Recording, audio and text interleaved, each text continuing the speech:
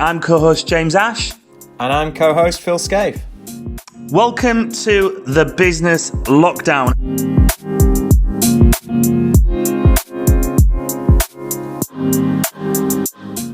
Welcome to today's The Business Lockdown, episode 27, none other than Ben Rainey. Now, Ben Rainey. Ben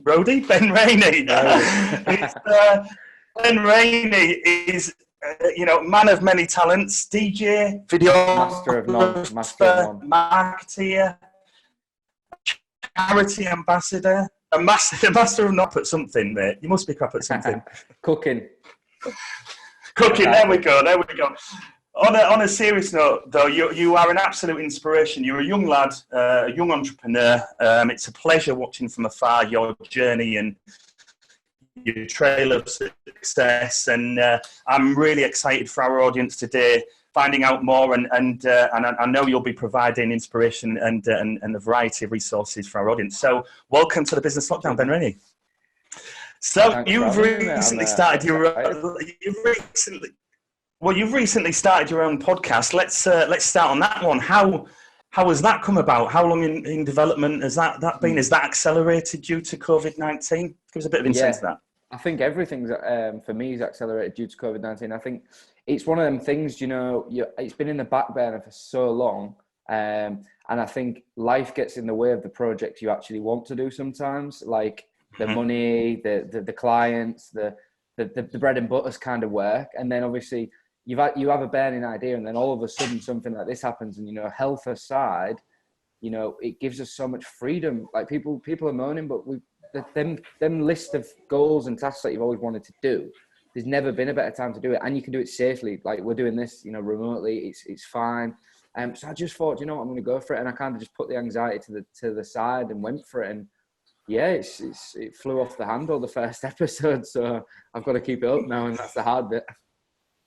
And that was a Facebook Live, right? That's how So I kind of trialed a different system to most. I just thought, do you know what?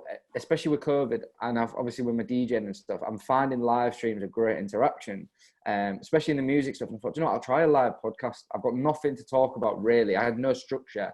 I just thought I'm going to go live. I was sat in my music studio behind my decks, camera was rolling, microphone was like yours attached, and I just went live and about 5,500 people in a couple of hours checked in. Not at one time, but overall I had about 5,500 listeners consistently. I had a good few hundred at all times, rolling out questions, and the conversation flowed, and it didn't feel forced, and it didn't feel like I was chatting. Do you know what I mean? I was actually engaging with people, and we had some real good points. And I've got feedback since off people that I've watched the stream back, like, wow, that was wicked. But you live and learn, because obviously there's a few issues, but that's just the way it goes, isn't it? Yeah, I mean, the most important thing that we're finding, not only with the podcasting route, but with a number of areas within business and personal development, is just start, just go, because be willing to look like a bit of an idiot, that's be vulnerable, because 100%. Your 10th episode will look very different to you first, but you're not going to get to a point of improvement to that and not even, I was just about to use the word perfection, but when what is perfection? And actually, I don't think in order to perfect a podcast or a vlogcast, I think you overanalyze, you're overcritical, and you think, maybe I said the word too many times, or that question was a bit silly, I'll cut that out. Let your audience decide for you. It's funny you should say all that, because on the podcast, people was asking me about, how do I do certain things, and how did I start this? How did I start that? And my answer was so similar to yours. It was like, start now, worry later. You have to get stuck in. You have to get it wrong. And another thing, what I said, which it was quite funny, because there was a lot of musicians listening, obviously, because that's where my audience is biggest. And I said, if somebody asks you to do something, say yes now and learn it later. So my friend who plays saxophone said, well, I agreed to play sax at a bar mitzvah, and playing along to like some crazy music that I'd never played to, because obviously a lot of sax players have got a set style, and he just said yeah, and it didn't go right at all. So I felt a bit daft when he said that, but no, I completely agree with you, mate. Like, go for it now, learn later. I've already learned 3 or 4 things what maybe went a bit wrong in the podcast, which other people wouldn't have even known. like you said, we over critique it. Yeah. It's self-anxiety sometimes. Even if you're not an anxious person, we all have an element of doubt and worry. And is this the right image? Am I doing the right thing? And it's internal. It's not external. Absolutely. And that's one thing I'm learning to manage now, and that's what's excelling me to be more creative. 100%, mate. 100%. With that in mind, Ben, what's your history and attitude in terms of the comments section? Have you been in a position before where we're all aware of trolls? I think I spotted something recently. Actually, there was a bit of negativity come through, and I thought you handled that really well. And that's always going to be the case, and that people are always. Yeah. I think when you do things that we do, whether that's in front of crowds, performing, presenting, you're putting your head above the parapet, and people. You name me one presenter or figure out there that people don't have an opinion on. That's just how it is, and I don't think you can't let trolls or people's negativity prevent you from progressing and experiencing success. And have you got any experience of that? Historically, where you maybe were too focused on the comment section and the trolls, and do you kick yourself for maybe overthinking it about you as a person? You got any examples of that? Yeah, 100%. I'm laughing because it's something we all go through as creatives. And like you say, the minute you put yourself on a platform and you put yourself out there, you are exposed, and it's so easy for someone behind a keyboard to make a comment. And it's got two kind of sides to it. I mean, I do overlook at the comments. I check my inboxes way too much. I'm a massive refresher of.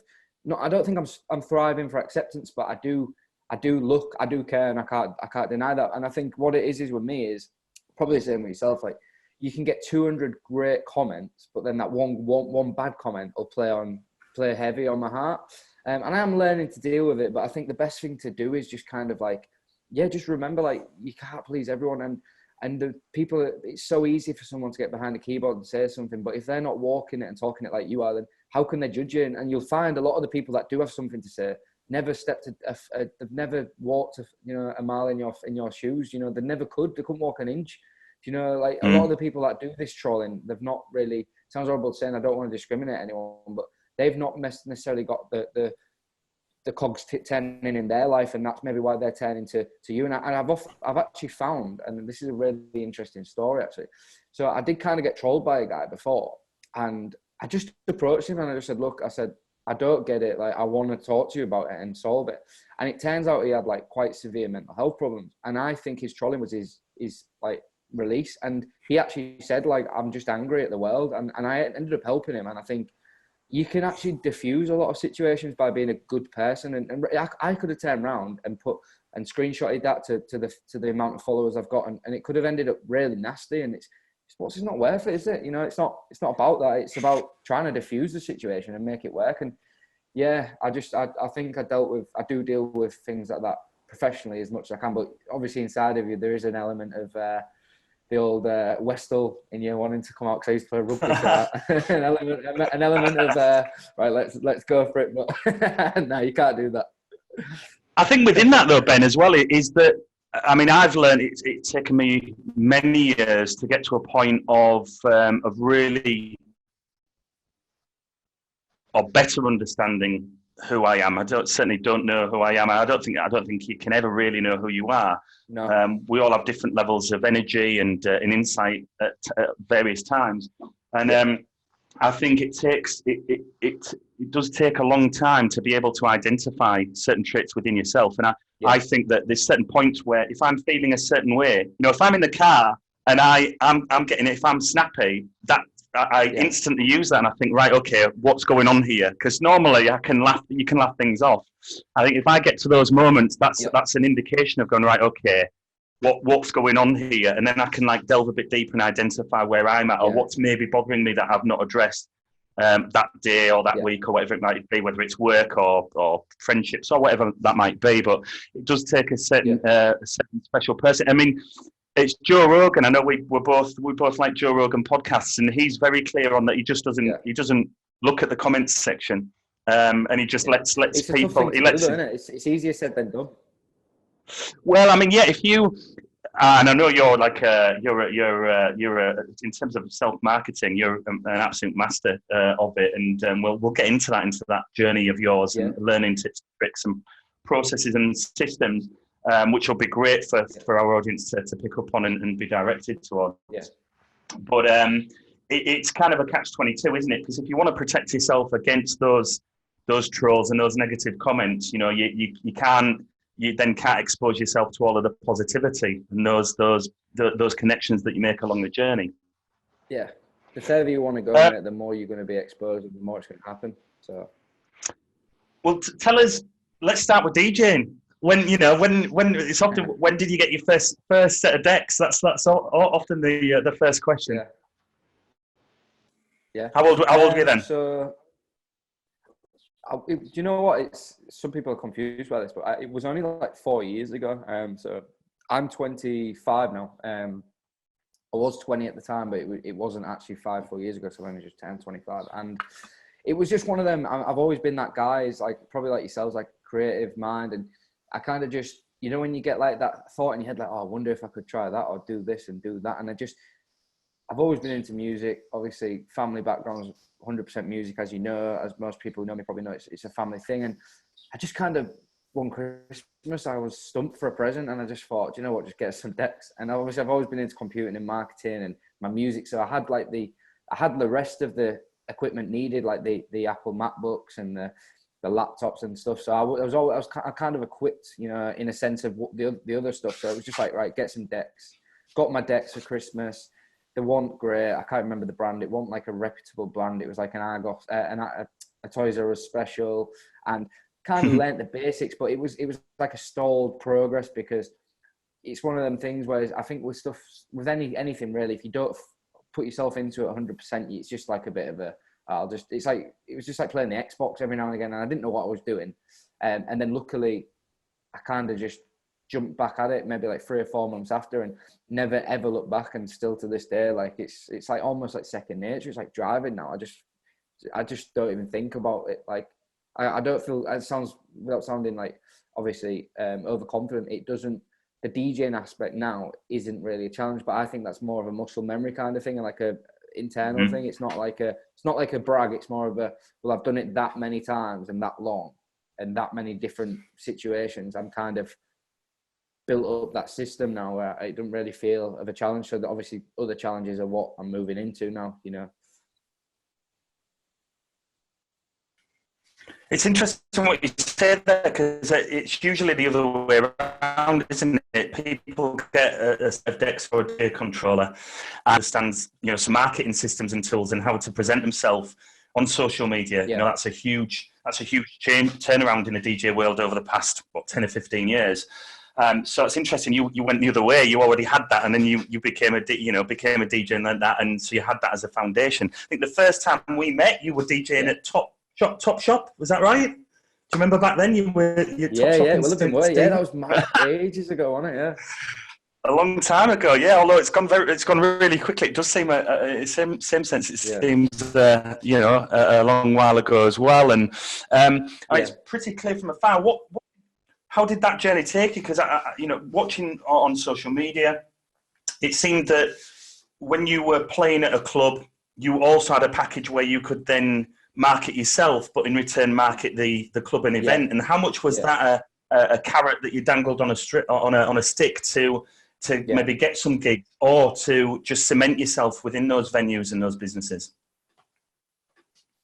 I think definitely what you basically just said. It's like, you can hire someone to turn up and DJ, or you can hire. I felt like I was bringing a bigger package, because obviously we'll talk about it, but like my marketing and my camera work and my videography all kind of bundled into one, where the club was getting more than just a 3-hour DJ set. It was like they was getting a better return of investment from booking me, because there was getting an after video, there was getting promo, and obviously I was big on the socials from the start.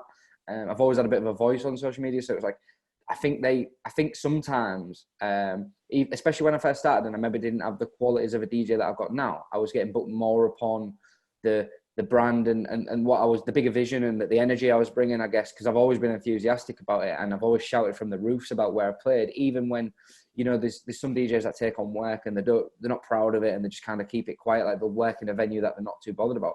Whereas I was shouting about maybe these venues where other people might think, well, why is he playing there? And how is he playing that music in this venue? And how is he making people go there?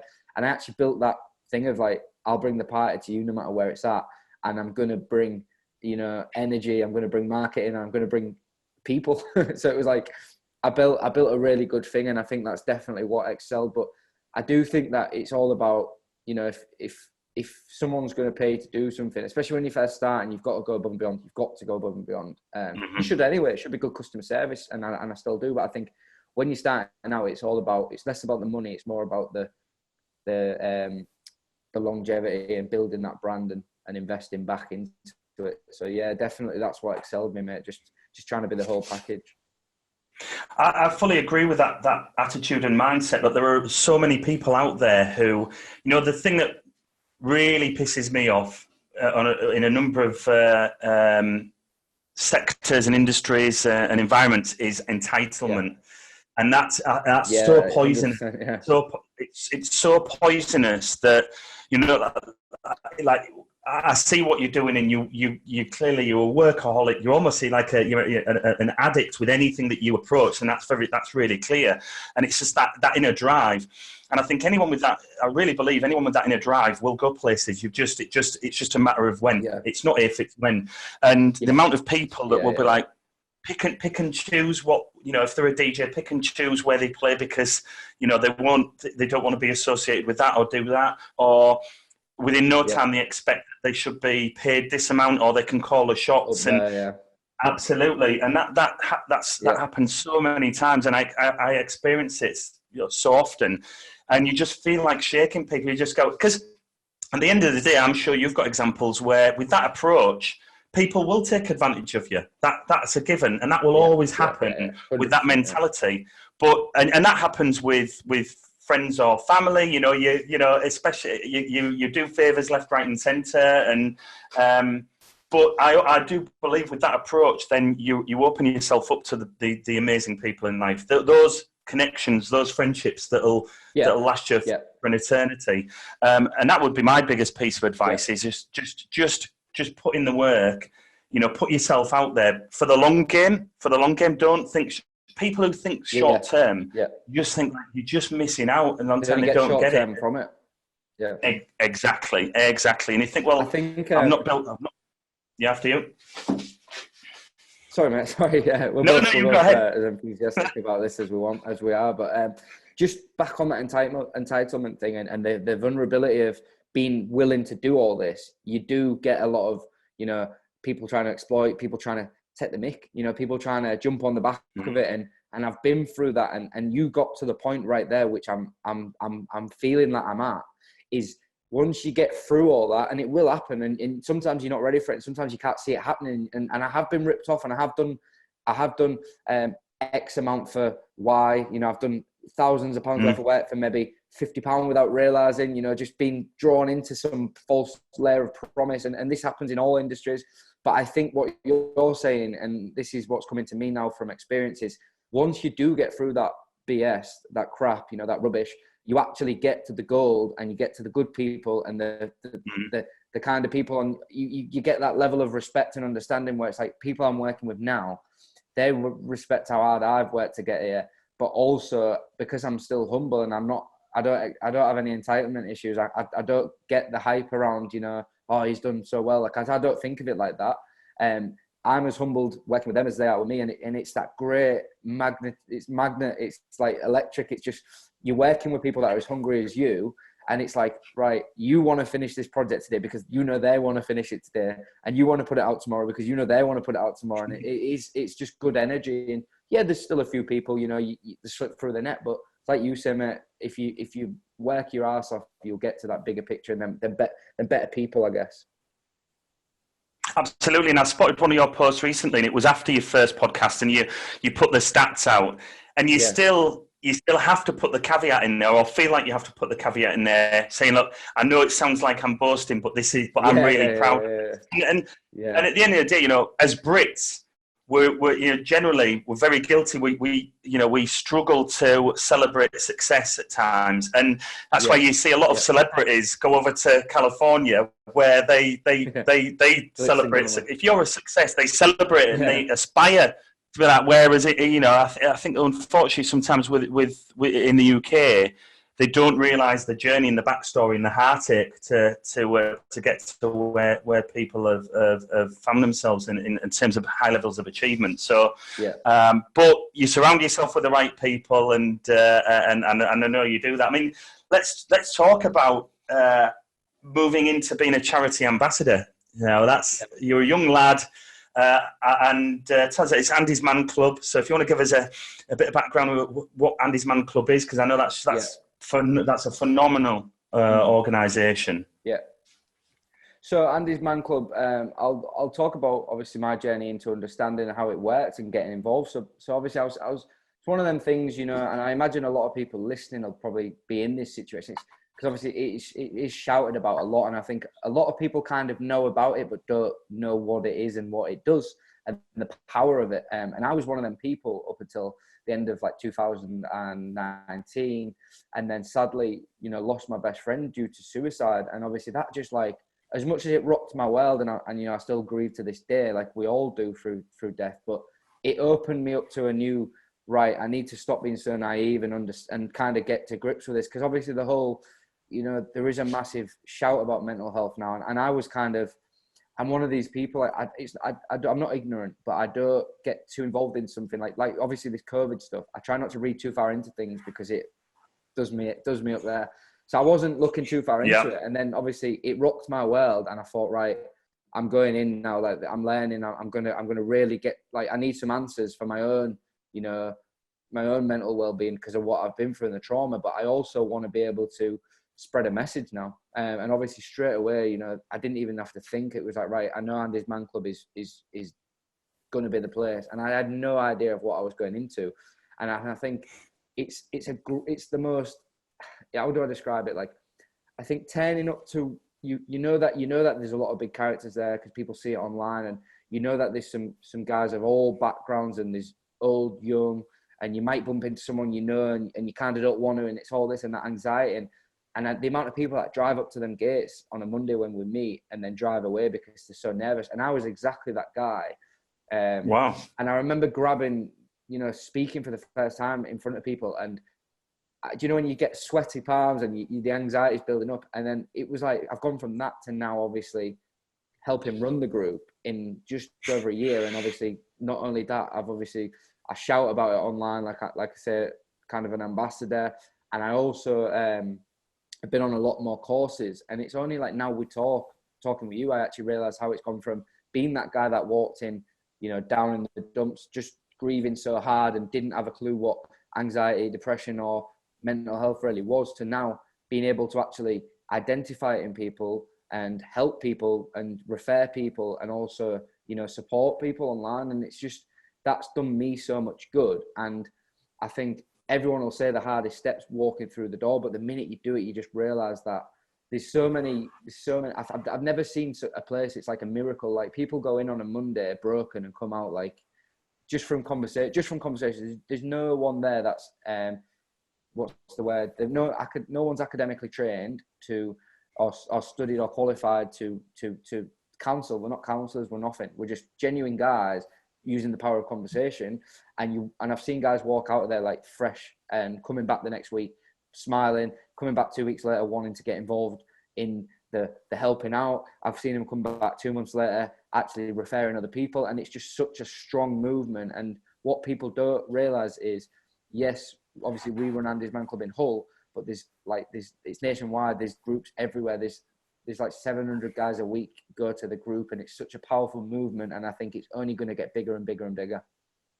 That's absolutely huge. I mean, I certainly need to be getting the guys on the show. I've been watching from afar, and there was, I think, Leon, he had a live Q&A, Facebook live video on the other day, and I asked a question, and he fed back, and it is incredible what's been built there. And we've said on shows, we've touched a lot on well-being and mental health and general physical fitness in order to improve your well-being. And you've got likes of Tyson Fury now, heavyweight champion of the world, and it would only be 10 years ago that you couldn't imagine a heavyweight champion going through struggles, but being open and honest as he has. And, you know, he's donating millions to charities, and you see him on so many interviews because he just wants to help out. He knows that by him talking and sharing his journey, he's like, if that helps one person, then it's worth it. And he's just saying, and that's one example of many. And it's beautiful to see how much of a movement now we're experiencing with well-being and mental health. Because if you're fortunate as a person to not have experienced a bout of depression or a struggle with mental well-being, it will come along. You know, it only takes one tragic moment, you know, some sort of trauma, and life can be very, very different in the flash of an eye. I mean, it's pretty incredible, really, and such a positive. There is a movement with that. I mean, to go from within a year, and this is again, it's no surprise. As someone like, when I watch you, anything that you seem to grab hold of, you become an expert in, and into a point of then sharing. And I've got mentor. I introduce you. One of your many abilities as a mentor, and I know you've been one of which has stood out is there's been a young DJ that you've been supporting along the way. Do you want to share that backstory with us? Firstly, I don't think I've become. You said about becoming a bit of an expert. I don't know about that, but I do try. I do get stuck into projects, and in terms of the story. So basically, for anyone that doesn't know or isn't aware, obviously I'm doing my DJing, and I just. One day, it was actually, obviously, Luke Campbell, boxer from Hull. He had his 30th birthday party and I was DJing at it.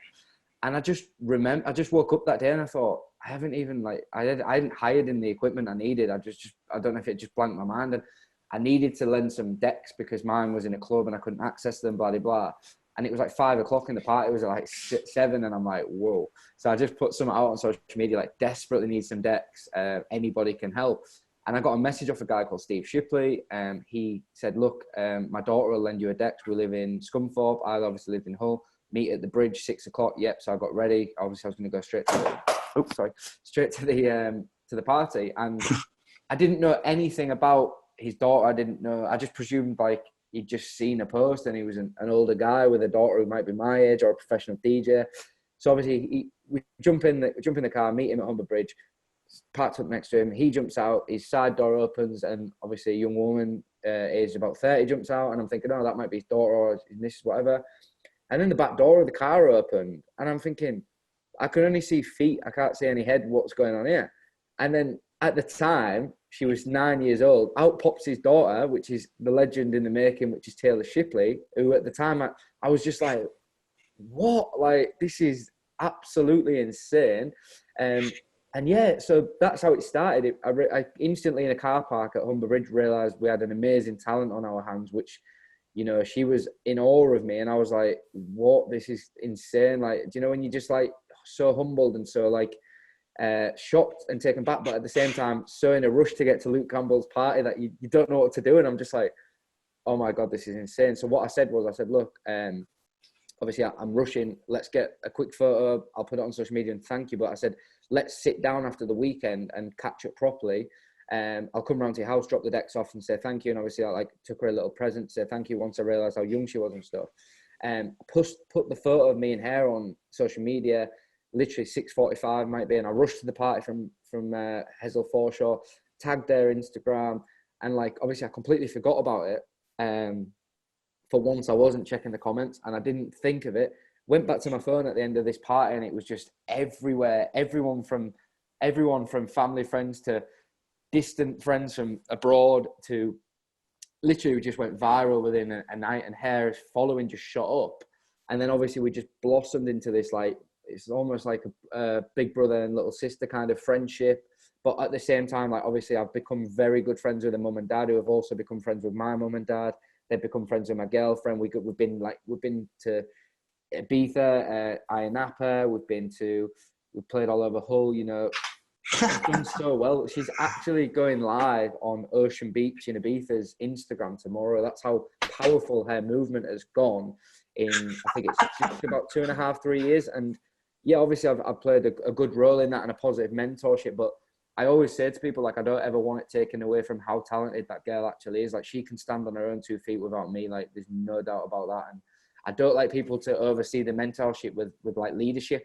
It's just like, yeah, I've given her a little nudge and I've opened a few doors for the people I know, but it's all right. People have opened doors for me, but you've got to keep them open. Do you know what I mean? You've got to push through them doors, and that's what it's all about. And she's just incredibly talented, and it blows my mind even just talking about it now, because you kind of forget, because it's become normal to me to be in this little environment where I've got like a little friend who's 12, and it's kind of like normal. Like, she's literally my little sister. But then people look at us and they meet people in clubs like, oh, that's them, that's Ben, that's Taylor. I'm like, we built something massive here. Like, it's crazy. It's crazy, man, honestly. I do love it though. That's one thing I'm so proud of. So proud of.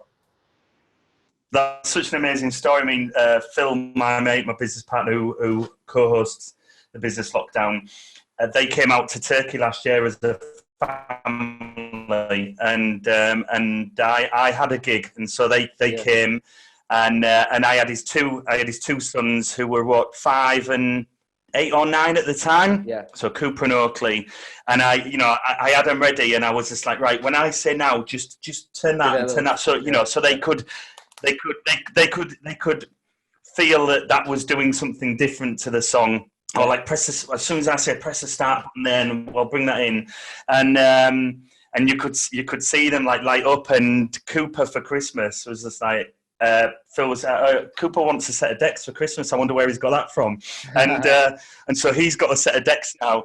And my question B is, what piece of advice would you give Cooper or any young DJ who are either thinking of buying a set of decks, a controller, or have just recently bought a set of decks and controller and new to it? What's a key piece of advice that you could recommend? Yeah, put me on the spot there. I guess I have put you on the spot. Yeah, I guess it's quite similar to what it's quite similar to what we were saying earlier. Like, do it now, worry later. It's in a sense of that, but it's got more of a deeper purpose in this. And I've said this to Taylor's mum and dad a lot, and it's great for young people. Like, first bit of advice is, do it because you love it, not because you kind of, like, obviously as people get older, we like we said earlier, we do things for income, for stature, for stuff like that. At that age, there is no stigma or no money involved. It's just pure passion, and you can actually develop so much when none of that's involved. And I said to Taylor's mum and dad, the minute she starts disliking it or anything, or isn't as interested, cut it. It's like when people force the sons to play football because there was a footballer and all this.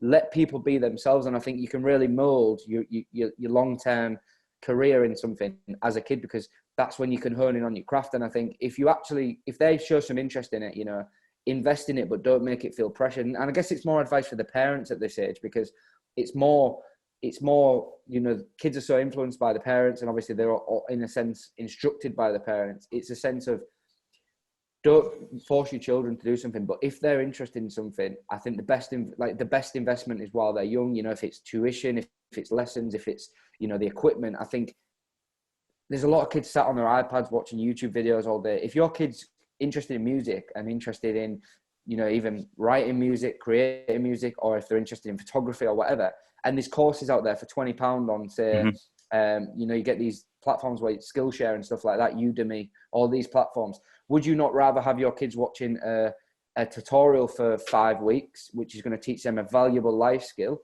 and they're genuinely interested in it, or would you rather them sat watching Peppa Pig on YouTube?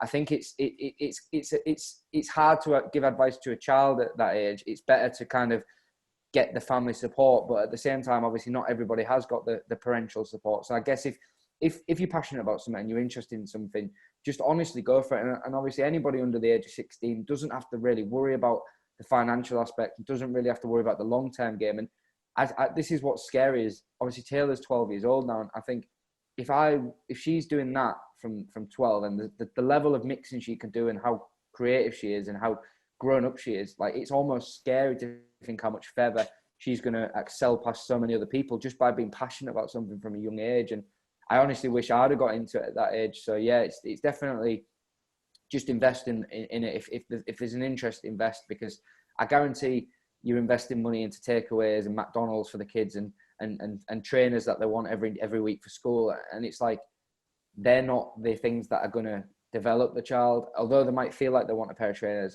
I guarantee if I said to Taylor, right, do you want a £50 pair of trainers or do you want a 3-hour DJ lesson with Roger Sanchez? She would 100% want the 3-hour DJ lesson with Roger Sanchez, because she gets it and she understands that. And that's all I can say, really, mate.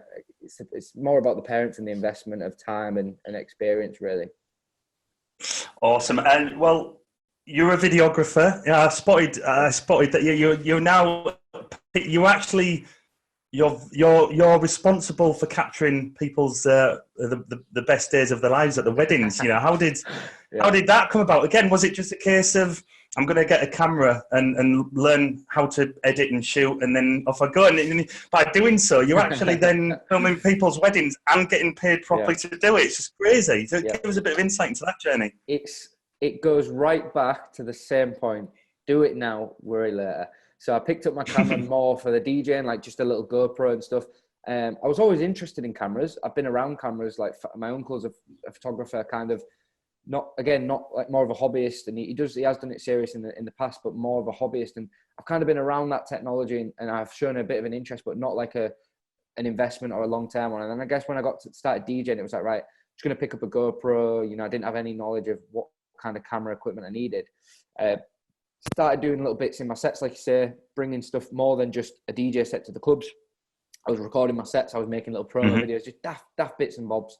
And then through the DJing, obviously things advanced. I started buying better technology. I was getting more like advanced camera equipment and learning a little bit more, but still wasn't professional. You know, I wasn't ready to do weddings and stuff. But then about 3 years ago, one of my friends was due to get married, and DJ, obviously it was through the DJ industry. He kind of just, like, on the off chance was like, oh, we've been looking at getting a wedding videographer. Like, what do you think? I know you do your videos and stuff. And it was kind of just that, like, subtle hint, as if to say, would you be up for doing it? So I just was like, yeah, I'm doing it. Like, there's no two ways about it. Like, completely unpaid, completely unprepared, completely under equipped. I didn't have the equipment for it. But I think because of, like you said, I do throw myself at things. So say, like, he'd asked me 4 weeks before the wedding. That next 4 weeks, all of my spare time, the first thing I did in the morning, the last thing on the night, was YouTube videos of how to do the weddings. And obviously, when you're passionate and when you kind of got that little thing in your head that just, you've got like a trigger that, like, I don't know how to explain it. It's like, I have like a checklist, right? I know I need to do that. I know I need to do that. And if I can make that work, then this is going to be all right. And it wasn't about the equipment. And the video came out, like, incredible. Again, a bit like the podcast thing. There was a few things I would change, but that's the progression of going from doing a free video from a friend to now charging what the guys that have been doing it for maybe two or three decades are doing it, when I've been doing it for 2 or 3 years, because I've in a humble way, again, not trying to brag, it's like I've invested that much time, money and effort and passion into my project of being a videographer. And obviously I've invested a lot into marketing and advertisement on social media. And I've got that image now and that style of video where people are going, you know, he might not have been doing it for 10 years, but he's got the eye for the modern day couple. You know, it's kind of like undated cinematography. It's not like, I guess there is guys that have got experience and I completely respect them, but I think it's that eye for the creativeness through my music, through my bit of flair of, you know, creativity. And I found a really good niche. And especially because I'm hitting 25, it's a good age to be getting into it, because a lot of people around me are starting to get married. And I'm getting a lot of bookings through old school friends, old football friends, rugby friends, and it's really growing. And obviously it's on hold now because of COVID, and I have lost a lot of work, but it's only going to come back next year. So I'm not too phased, mate. Indeed. I mean, I imagine if there was another 5 of you, you could still be maxed out. You would still max every one of you out. With that in mind, I'm curious if you were only able to do one thing for the next 20 years, and you wear many hats, you spin a lot of plates. Which one of those would you choose to carry forward over the next 20 years, and why? Ooh, difficult question, man. It's something I have considered because the only issue I think I see in myself, and this is like looking into it externally, is like you say, I do spin a lot of plates, and sometimes the more plates you spin, the less you can put into each plate.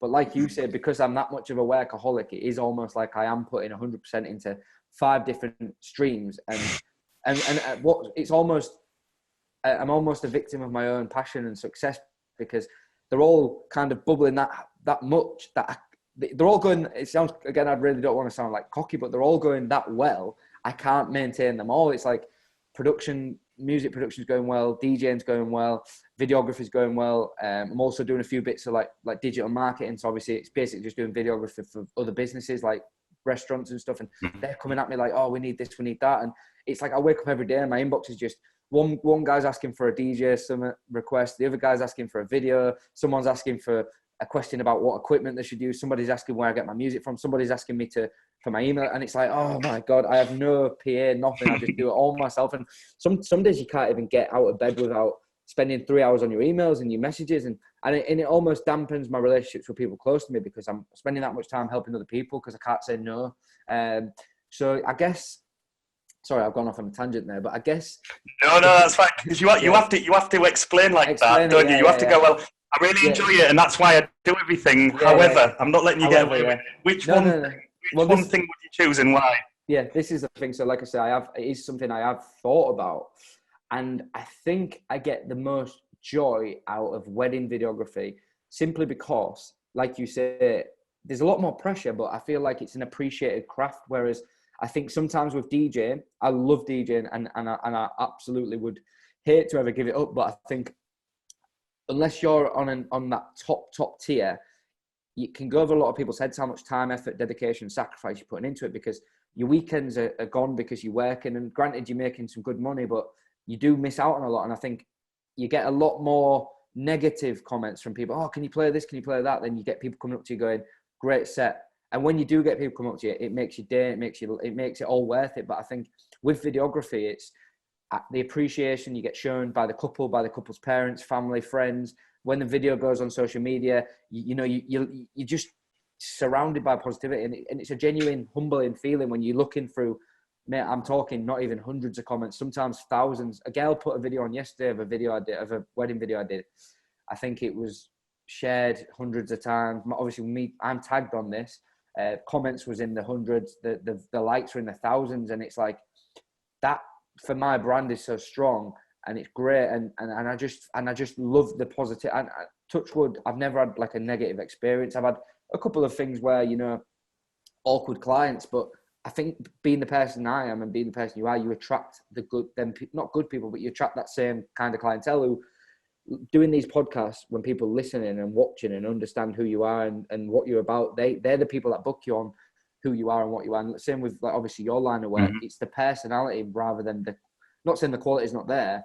It's they're not just, I think that's what someone said to me. It's like, when you're the type of people we are, and we're like this, and like our conversation, we're real energetic. Not necessarily some people want to work with you for your talent. They just want to work with you as a person because they thrive off this. And a lot of people have said to me, your videos are amazing, but we just love you. Like, I get involved at the weddings, I get stuck in, I have a dance on, and I'll get on the dance floor and I'll be with my camera and I'm moving around and luckily it's on a gimbal, so it's all stable, but I'm like that.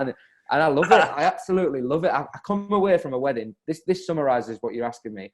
I come away from a wedding after the first dance, whatever, and I get in my car with a smile on my face. I go home and I can't switch off and I'm buzzing.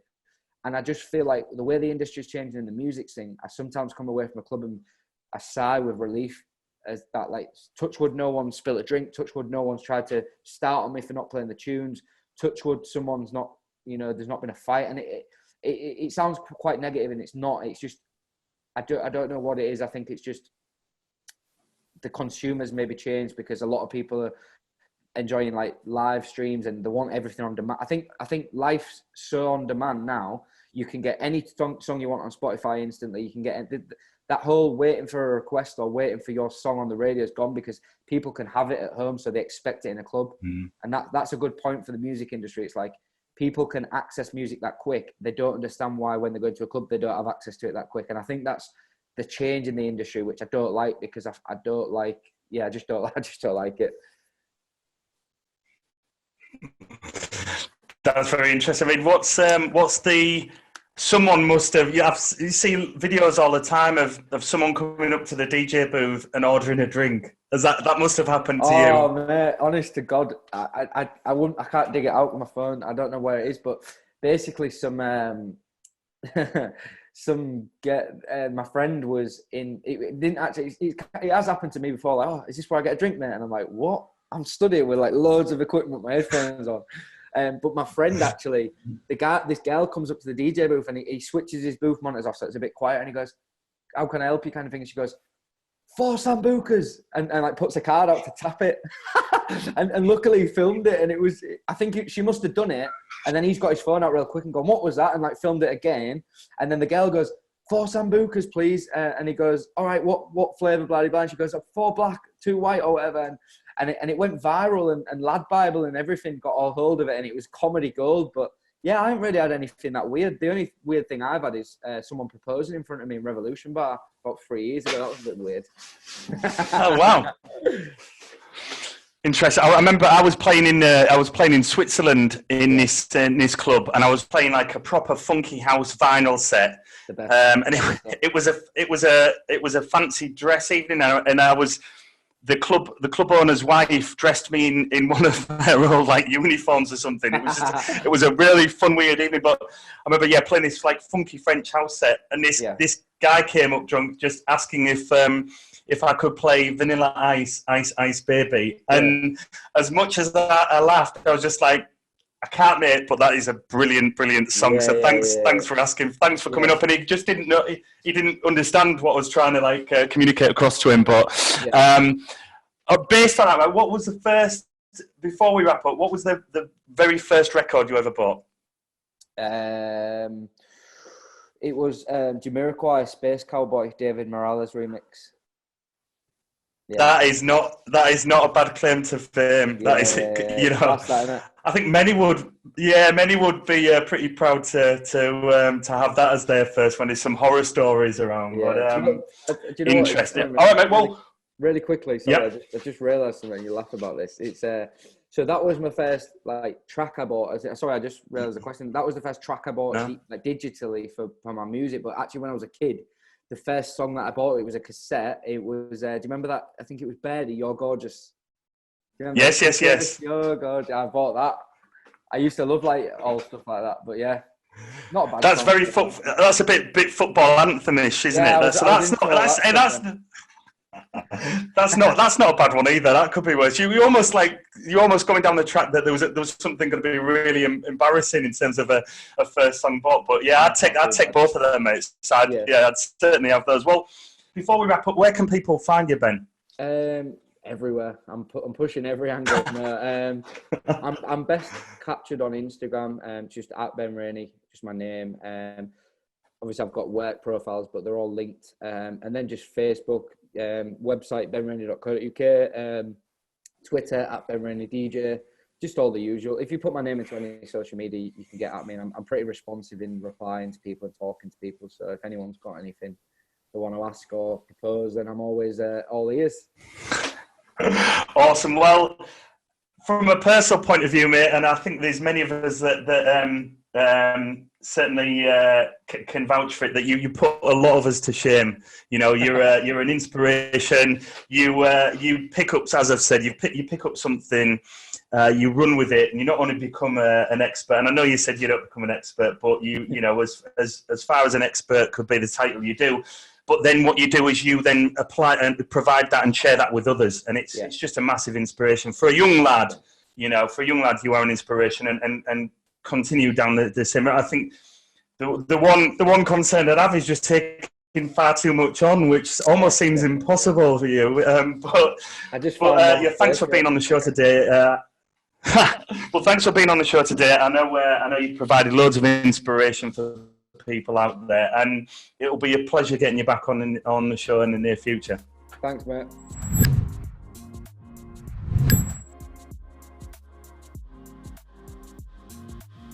Thank you so much for joining us on the Business Lockdown. please comment, like, share and subscribe to help build our global community.